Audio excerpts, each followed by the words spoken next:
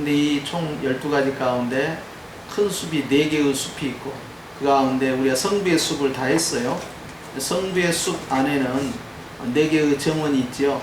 그래서 믿는다 라고 고백하는데, 성부와 관련돼서 믿음의 고백은 첫째, 하나님께서 전능하시다는 사실을 내가 믿사오며, 그것이 첫 번째 숲이고, 두 번째는 뭐예요? 천지를 만드신 하나님을 내가 믿는 것이 두 번째. 세 번째는요, 그 하나님이 누구예요? 나의 아버지임을 내가 믿사오며 그랬고요. 마지막으로 네 번째는 뭐였어요? 내 하나님이 돼야 돼요. 내 하나님. 내 하나님을 내가 믿사오며 그렇게 했죠. 그래서 이제 우리는 성부의 숲을 나와서 그 다음에 성자의 숲으로 가는데, 사도신경 가운데 가장 많은 것이 성자의 숲이라고 했어요. 내용이 가장 많죠. 그래서 12가지의 교리 가운데 성자의 숲 안에 들어가서 우리는 이제 두 번째 2번 읽습니다. 시작. 그 외아들 우리 주 예수 그리스도를 믿사오니 그랬어요. 그래서 두 번째 성자에 대해서 믿사오니, 그 믿음의 고백이 이제 시작되는데, 그것은 그 외아들, 즉 그 독생자, 그 독특하신 하나님의 아들, 유일하신 그 하나님의 아들, 그 하나님의 아들을 나는 믿습니다. 그 고백이에요. 그 다음에 내용이 뭐예요? 그 두 번째 보니까 우리 주라고 했어요. 주에 대해서 했죠. 그리스도, 우리 주 예수 그리스도 가운데서 주는 퀴리오스라는 말씀을 드렸고, 그래서 나의 주님 되심을 내가 믿사오며, 그 다음에 세 번째는 예수예요. 예수. 그래서 이제 예수와 관련돼서 오늘 이 시간에는 이제 믿사오며 들어가는데, 우리 다 같이 요한복음 1장으로 가면 이런 말씀이 있습니다. 요한복음 1장 12절 말씀인데요. 시작.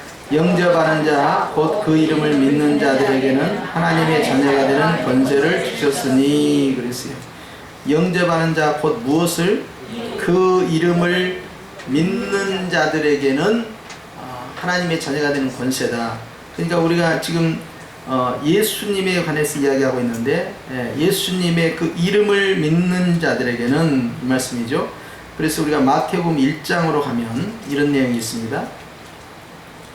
이제 가브리엘 천사가 전해준 것인데, 1장 이름과 관련돼서 21절에 보면 이런 말씀이 있어요. 시작. 아들을 낳으리니 이름을 예수라 하라 했어요. 그 다음에 보니까 이는 그가 자기 백성을 저희 죄에서 구원할 자이심이라 하니라 그랬어요.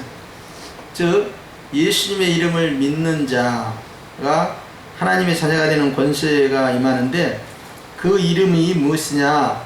그 이름은 자기 백성을 저희 죄에서 구원할 자다라고 되어 있어요. 그래서 예수 또는 예수와 예수스 이렇게 하는데요. 이것은 헬라식 이제 발음이고요. 이게 이제 구약의 히브리 발음으로 돌아가면요, 굉장히 이름이 유명한 이름이 나옵니다. 그게 뭐냐면 여호수아가 돼요. 여호수아 들어보셨죠? 여호수아. 그래서 이제 예수라는 그 이름은 예수님만이 가진 게 아니에요. 예수라는 이름을 가진 사람은 예수님의 시대에도 있었고, 그 전 시대, 그 후 시대에도 있어요. 동명이인이 다 있다 이 말이에요. 그런데 그 예수라는 것은 내가 만든 예수가 있고 하나님이 주신 예수가 있어요. 그러죠? 그래서 아브라함도 마찬가지입니다. 리컨 대통령 앞에 뭐라고 붙어요? 아브라함 링컨 이렇게 하잖아요. 그런데 가서 절대 믿음의 조상은 아니죠. 그런 것처럼 이름은 다 이름을 씁니다. 조나단 에드워드, 그러면 뭐 요나단 이름 쓰는 거예요.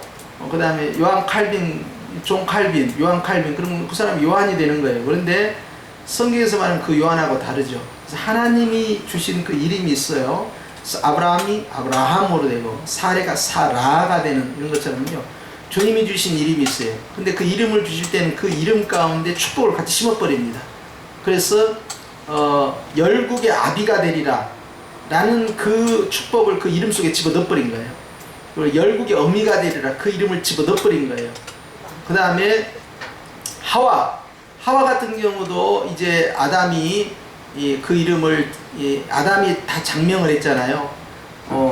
그 피조물에 대해서 전부 창조된 피조물에 이름을 부여했는데 아담이 그 이름을 부여할 때 자기 아내에게 이름을 부여하지 않고요 여자라고 그냥 불렀어요. 이름이 여자예요. 여자라고 하다가 선악과를 따먹는 다음에 이름을 줬어요. 거의 산자의 어미다, 생명의 어머니가 된 거예요. 그러니까 이제 그 하와와 결별하지 않고 하와를 버리지 아니하고 자기를 범죄케 한 그 여인에게 책임 전가를 하지 않고, 처음에 책임 전가했죠. 하나님이 지은 저 여자 때문에 그랬다고. 그런데 이제 그 하와를 이제 복음으로 받아들였어요. 왜 그러냐면 창세기 3장 15절에 여인의 후손을 통하여 뱀의 머리를 상하게 할 자가 나온다 라고 함으로써 반드시 여자가 필요했던 거예요. 그러니까 이제는 죄에서 문제를 벗어나기 위한 구원자는 반드시 이 여인의 후손을 통해서 등장을 해줘야 돼요. 그렇기 때문에 이 여자가 이제는 미래의 소망이 되는 거예요. 희망이 되죠. 그렇기 때문에 생명의 어미, 산자의 어미로서 희망을 갖다 걸었어요. 그래서 범죄한 이후에 이름을 부여하기를 하와라 이렇게 불러준 거예요. 그것처럼 이름 안에는 축복이 반드시 따라 들어갑니다. 이름을 하나님께서 직접 장명을 이렇게 하셔서 주실 때하고 내가 스스로 어떤 이름이 좋겠다 한 거하고 이제 달라요. 그래서 하늘로부터 임하는 계시된 그 이름 속에는 축복과 권세가 같이 들어갑니다.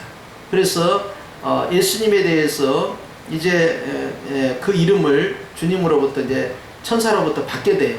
그래서 이름을 반드시 예수라고 불러라. 예수의 의미는 뭐냐? 구원하는 자다 그 뜻이에요. 구원자. 그래서 이제 여호수아 같은 경우가 대표적으로 구약의 예수님의 모형인데요. 이스라엘 백성들을 광야의 백성들을 데리고 가나안 땅으로 들어가잖아요.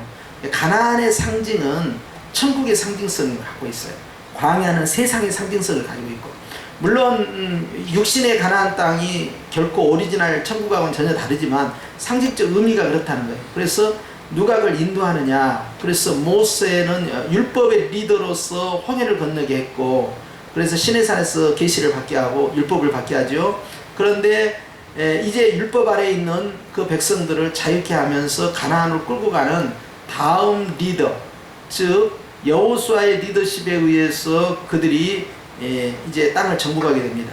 마치 이것은 예수 그리스도께서 우리를 이제 주님의 나라로 인도하시는, 그래서 나를 말미암지 않고는 아버지께 올 자가 없다라는 그 말씀 그대로 실현을 하시는 거예요. 그래서 예수님께서 이제 이걸 진행하시는 구원자라는 의미를 가지고 있어요. 그래서 사도신경으로 다시 돌아가면 우리가 12가지 교리 가운데에서 4가지의 큰 숲이 있다고 자꾸 말씀드리죠. 그래서 성부와 성자와 성령과 교회의 숲이 있는데 그 가운데 성부는 이제 4가지 또 정원이 있고 그걸 끝났고, 그 다음에 예수 그리스도와 관련된 그 숲 안에는 많은 정원들이 있다. 그 많은 정원들 가운데에서 우리는 지금 예수라는 그 이름의 숲에 지금 도착해 있는 거예요. 그래서 여기에 예수라는 그 이름을 믿는 자가 바로 우리의 믿음의 고백이 돼요. 그래서 그 이름을 믿는 자에게는 하나님의 자녀가 되는 권세를 준다. 그래서 이제 바울이 복음을 전할 때 귀신 들린 자를 만나게 됩니다. 그래서 예수의 이름으로 이제 여러 가지 이적을 나타내니까 그걸 보고 있던 이 스게와의 이제 2 아들이 말입니다. 그 제사장인데요.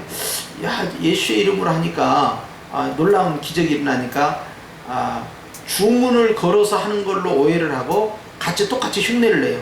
그래서 바울이 믿는 예수의 이름으로 내가 말한다. 귀신아 나가라. 이렇게 해버린 거예요. 그러니까 귀신이 열받아 가지고 너 이리 와봐 해놓고 아주 무지막지하게 2개 패버린 겁니다. 그리고 옷을 싹 벗겨본 거예요. 그러면서 아주 기가 막힌 말을 하게 되는데, 내가 예수도 알고 바울도 아는데 넌 누구냐? 이렇게 하는 거예요. 그러니까 예수의 이름을 믿고 선포하는 거하고 안 믿고 선포하는 거 하늘과 땅 차이인 거예요. 영물이 그걸 안 거예요. 그러니까 내가 예수님을 믿고 더러운 귀신아 예수의 이름 명하노니 나가라 그러면 예수님이 역사가 일어나는데, 자기가 믿지 않냐는 예수의 이름으로 증거하니까 예수님의 역사가 안 일어나잖아요. 그러니까 성령께서 활동을 안 하시는 거예요. 그러니까 귀신이 그것을 벌써 알고 죽여 패버린 겁니다. 그래서 우리가 이제 그 축사사역, 영적인 사단과의 싸움을 할 때요, 그때 항상 가져야 할 것이 있는데요, 그것은요, 믿음의 확신, 그 다음에 담대함이 있어야 돼요. 영적 싸움을 진행할 때 내가 믿는 바를 확신을 하면서 담대히 할 때만 영적 싸움의 승리예요. 그래서 영적 전투가 진행되는데 의심이, 두마음이 푼다든지, 또 그 마음 가운데 과연 내가 이렇게 했을 때 저 귀신 들린 저 악한 영이 나갈까? 저 악한 마귀가 물러날까? 저 악한 마귀로 인해서 발생된 그 수많은 재앙들이 이것이 거두어질까라는 불확실성에서 기도하게 되면 사단이 그걸 알아버리고요, 그 의심의 틈 안으로 슉 돌아버립니다. 그래가지고는 내 마음을 흩어버려요. 그리고 이제 조롱거리가 되는 거예요.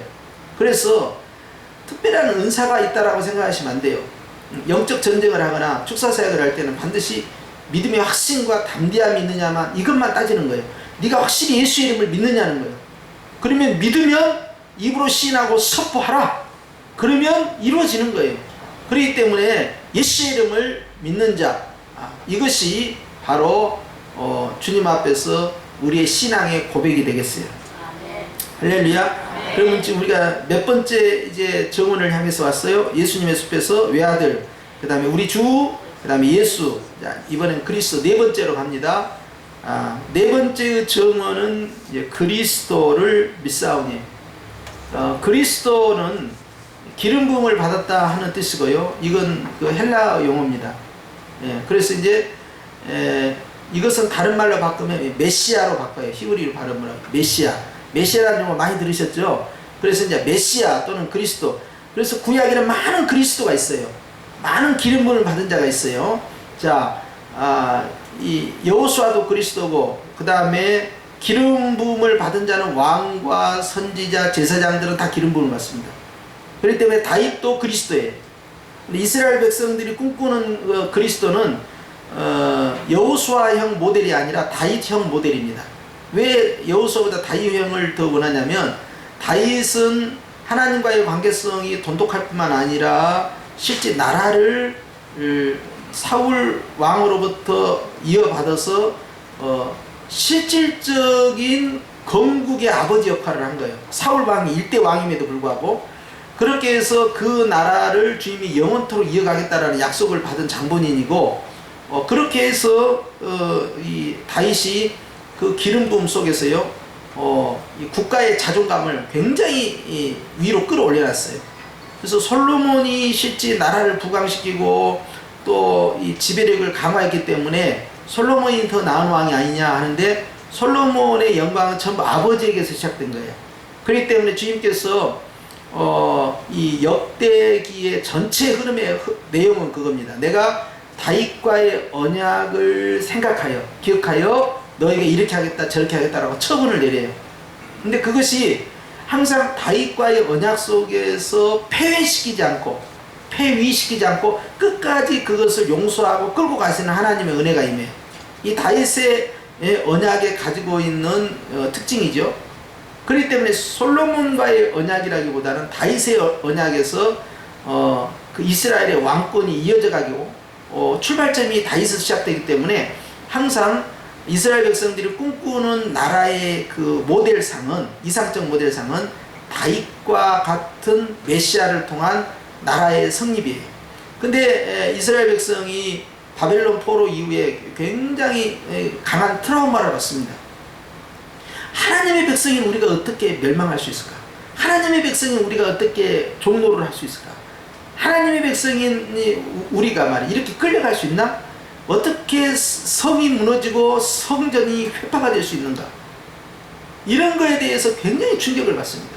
물론 우리는 알죠. 그 이유가 하나님과 잘못된 관계, 즉 우상을 숭배하고 말씀을 어기고 배도하는 일을 통해서 하나님께서 이스라엘에게 징벌을 내렸다는 사실을 알지만, 당사자들 입장에서 충격을 굉장히 받아요.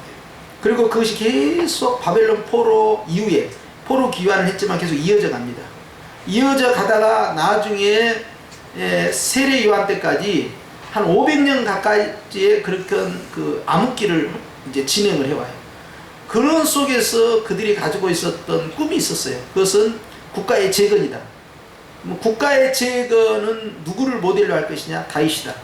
다윗은 강력한 군사력과 통치력을 통해서 민족을 단일화시키고 12지파를 묶어낼 뿐만 아니라 로마의 식민지로부터 벗어날 수 있다 라는 그러한 생각을 가지고 있는, 이걸 가리켜서 시오니즘이라고 합니다. 그래서 국가 재건에 대한 목표를 가지고 있는, 민족주의가 강한 그 입장에서 세운 기름 부음 받은 자, 즉 그리스도의 모델은 다윗이었기 때문에 예수님이 등장했을 때 택도 없다 이건. 왜냐하면 예수님은 일단은 그들이 봤을 때는 예수님의 다윗의 족보가 아니에요. 그러니까 이 메시아성이 벌써 상실됐고, 또 하나 이분의 출생이 이 베들레헴이 아니라 나사렛 출신이에요. 실제 베들레헴에서 탄생했지만 그러나 이름도 없는 무명한 도시, 북쪽에 있는 갈릴리 옆에 있는 나사렛이라는 무명의 도시에서 시작됐다? 이것은 전혀 안 맞는 거예요. 역사성이 없어요. 이렇게 해서는. 그러니까 예수님은 일단 리더 그룹에서 상실돼야 되고, 그 다음에 예수님이 하시는 행태가 마음에 안 드는 거예요. 왜냐하면 예수님은 오셨어요. 정치적인, 군사적인, 민족적인 거에 관심이 있기보다는 영적인 거에 관심이 있고, 그 다음에 가난한 자, 가련한 자, 배고픈 자, 질병 가운데 고통당하는 자, 이런 사람들 가까이 하고요. 자기들이 굉장히 터부시하는 사마리아 사람, 또 자기들이 접촉하지 않냐는 그런 이 문둥병, 요즘은 이제 한센스병이라는데 그런 병에 있는 사람들, 또 이제 몸 파는 사람들, 귀신 들린 사람들, 그 다음에 심지어는 민족의 반역자인 세리, 뭐 이런 사람들과 자꾸 접촉을 하는 거예요. 그러면서 그들과 함께 잔치를 하고 먹고만 쓰고, 이런 모습들을 봤을 때 전혀 리더 그룹에 두를 수가 없는 거예요. 그래서 예수님은 진정한 메시아로 인정할 수가 없는 것이죠. 그렇기 때문에 그들이 꿈꾸는 이상과 예수님의 행태는 전혀 180도 달랐다. 그런 면에 있어서 예수님은 그리스도가 아니라는 주장이에요. 그들이 생각하는 이상적 모델인 다윗과 같은 메시아를 그들이 소망했기 때문에 그럽니다. 그렇게 해서 이제 예수님께서 그리스도라는 사실을 정확하게 증거한 사람이, 고백한 사람이 그게 베드로입니다. 베드로는 이제 여러 제자들이 있는 자리에서 제자들이 자꾸 떨어져 나가는 거예요. 오병이어 기적을 일으키니까 사람들이 와 하고 밀려들었다가 너희들이 배부르니까 나를 쫓아오는 거잖아. 근데 이것은 하나님의 은혜로 된 것인데 너희들이 이 육신의 양식만을 위해서 구하는 것이 아니냐 하면서 그들의 그 쫓아옴의 그 본질을 지적을 합니다. 그러니까 사람들이 이제 찔림을 받고 이게 들통났구나. 예수님을 왕으로 세우면 경제 문제가 해결될 줄 알았더니 이제 그거에 대해서 다른 입장을 가지고 있구나. 그러면 사람들이 흩어져 가기 시작하는 거예요. 흩어져 갈 때에 이 베드로의 고백이 등장합니다. 그래서 사람들이 나를 누구나 하느냐? 그러니까 어떤 사람은 선지자라고, 어떤 사람은 이 엘리야라고 하고 그렇게 이야기들 합니다. 그러면 너희는 나를 누구라 하느냐? 그럴 때 베드로가 예수님은 그리스도이시요 살아계신 하나님의 아들입니다. 이 고백을 딱 해버린 거예요. 그런데 이 고백을 했던 그 장소가 가이사랴 빌립보다 이 말이에요. 가이사랴 빌립보는 이 갈릴리에서 훨씬 그 위쪽으로, 북쪽으로 더 가야만이 이제 요단강을 따라서 이제 더 위로 올라가는 거죠. 저 위에는 헬몬산이 있고. 그래서 이제 북쪽으로 올라가는데 그쪽은 이제 상부 갈릴리 요단강 지역이라 하더라고요. 상부 요단강을 향해서 올라가면서 이제 그 가이사랴 빌립보에 가게 되는데, 거기에 정말 그 가이사랴 빌립보 구조가 이 반석으로 전부 되어 있더라고요. 큰 돌덩이로. 그러면서 주님이 말씀하신 거죠. 베드로의 그 고백을 딱 들으시고 너를 알게 하신 것은 혈육이 아니다. 하늘에 계신 내 아버지다. 내가 이 반석 위에, 네 이름이 이제부터는 시몬아, 네가 이제 베드로다. 이 반석 위에 내 교회를 세우겠다. 이걸 선포해버린 거예요. 음부의 권세가 이것을 이기지 못하고 내가 너에게 천국의 열쇠를 주겠다. 이 선포가 그 가이사랴 빌립보 위쪽에서 벌어진 거예요. 이 베드로의 이 신앙 고백이 굉장히 정확한 신앙 고백인데, 정말 성령의 감동에 의해서 이 고백이 딱 떨어지니까 결국 우리는 이 로마 캐톨릭하고 다른 것이, 로마 캐톨릭은 일대 교황을 이 베드로로 생각합니다. 그래서 베드로부터 시작해서 그 군원을 쭉 내려가는데, 그런데 이 베드로의 이 신앙 고백이 베드로 개인의 신앙 고백이 아니라 그 자리에 있었던 사도들의 신앙 고백이에요. 그래서 이제 우리 기독교에서는 어떻게 받았냐면, 이것은 베드로 개인의 고백이 아니라 이것은 사도들의 고백이기 때문에 교회는 사도 위에 세워진 교회다. 그래서 이 말씀과 연결되는 것이 요한계시록 21장에 보면 새 예루살렘 교회가 등장을 해요. 근데 새 예루살렘 교회의 그 교회를 떠받치는 기초석들이 등장합니다. 그게 12기초석이 등장하는데요. 그 12기초석에는 12사도의 이름이 기록이 돼요. 근데 교회가 가지고 있는 특징이 뭐냐?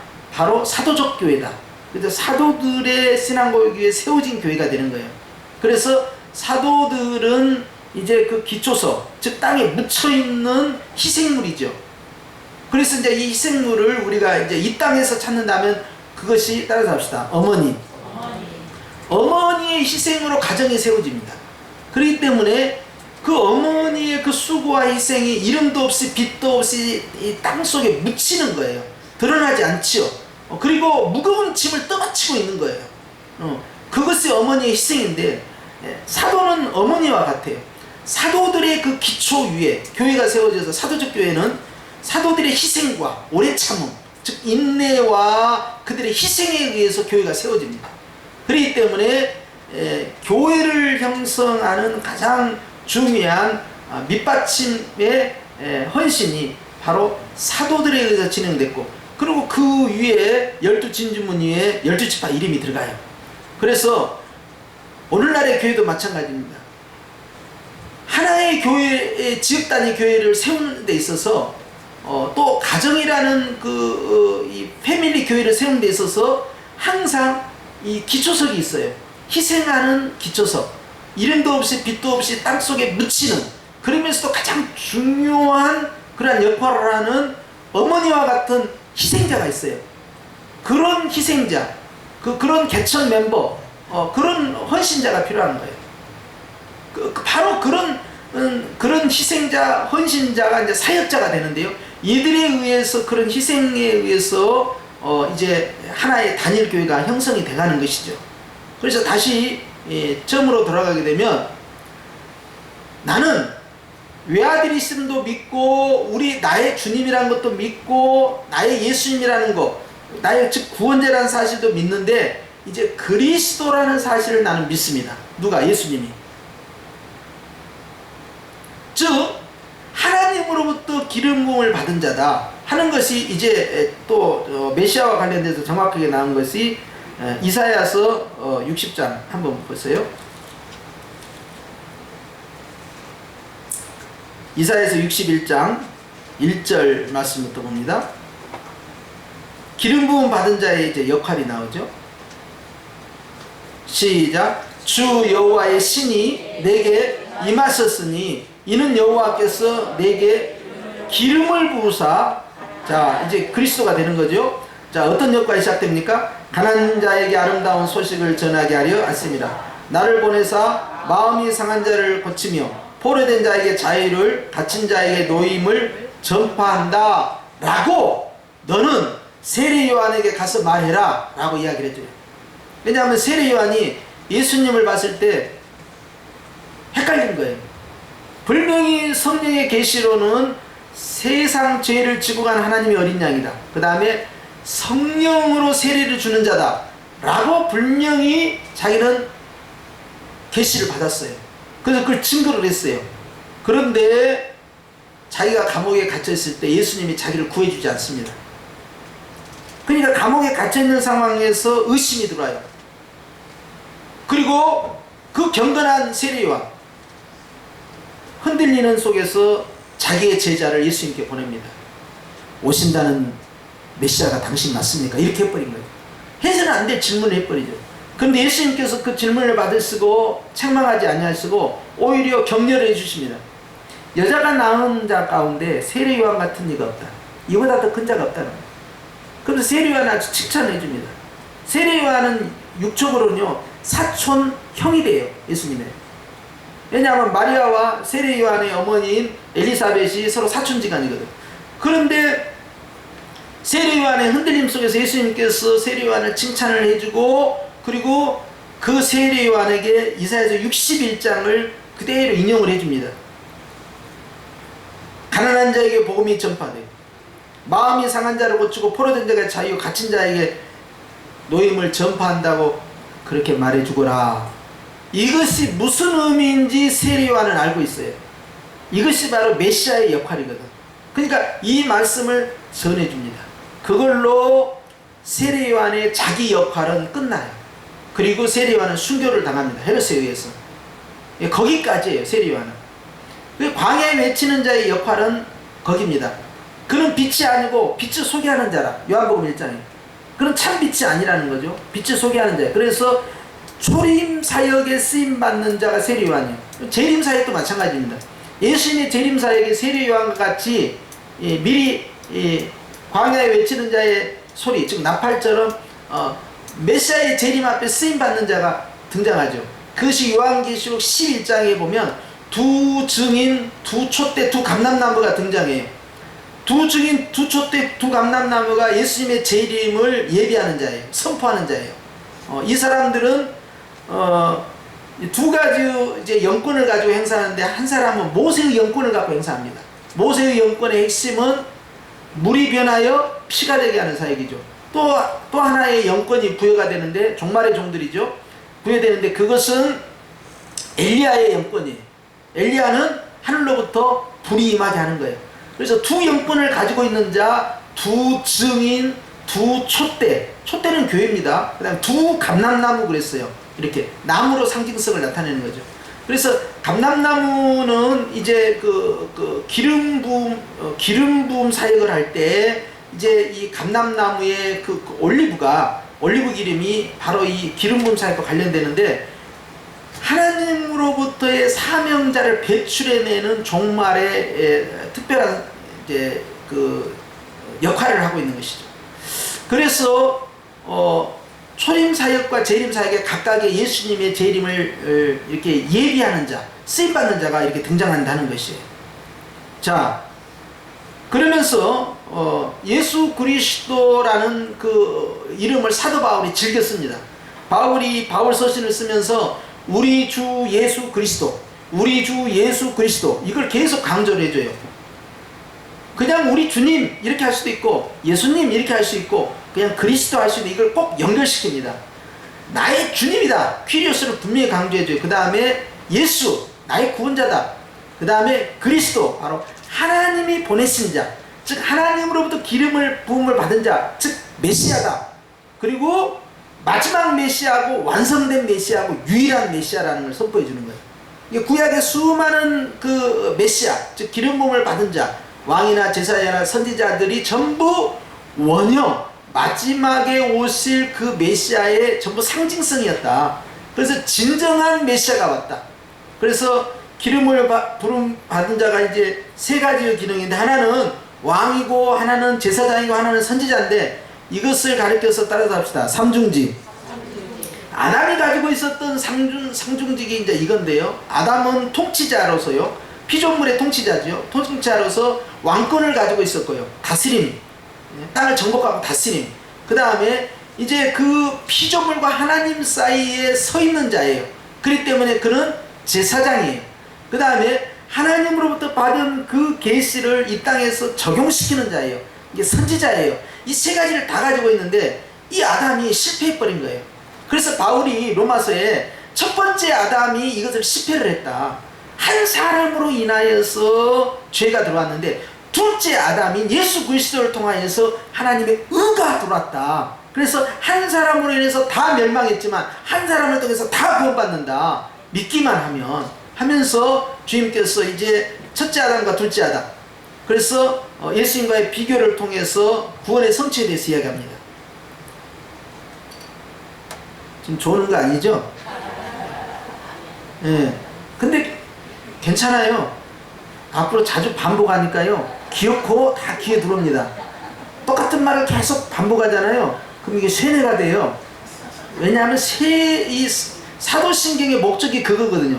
완전히 암기시키고 이것으로 소화시키는 그러한 목적으로 이걸 계속해서 묵상케 하는 거예요. 그래서 우리는 이제 네 번째 정원인 이 그리스도, 즉 하나님으로부터 보내심을 받은 주님이 세우신 메시아가 예수님이라는 사실을 나는 믿사오며, 이슬람 같은 경우도 예수님을 선지자로 생각해요. 그러나 그들은 많은 선지자 가운데 한 사람일 뿐이에요. 예수는. 진정한 메시아는 누구냐? 마호메시다, 이렇게 가요. 그러니까 전혀 우리하고 입장이 다른 거예요. 그래서 오직 예수님만이 유일한 메시아입니다. 예수님만이 유일한 하나님으로도 보내심을 받은, 기름 부음을 받은 종이다 하는 것을 강조하는 거예요. 바로 그 예수님이 우리의 예수님입니다. 할렐루야.